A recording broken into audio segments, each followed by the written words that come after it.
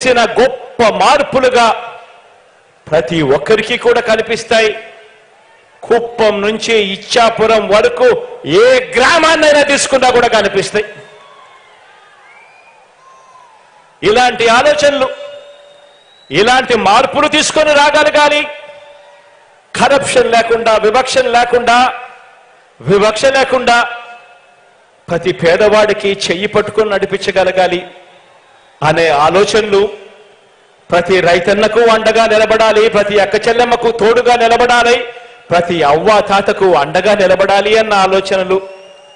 ఇలాంటి ఆలోచనలు 3 సార్లు ముఖ్యమంత్రిగా 14 ఏళ్లు పాలించిన చంద్రబాబు నాయుడు గారికి ఏనాడు కూడా కనీసం మనసుకు కూడా రాలేదు ఆ పెద్ద మనిషికి ఈ మాదిరిగా చెయ్యొచ్చు, ఈ మాదిరిగా పాలన ఇవ్వచ్చు అని.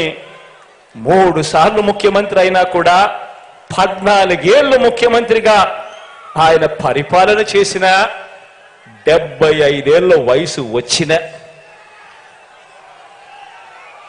కనీసం ఇంత గొప్పగా చేయొచ్చు అన్న ఆలోచన కూడా ఆ పెద్ద మనిషికి రాలేదు. ఎందుకో తెలుసా? కారణం వాళ్ళు పెత్తందారులు కాబట్టి.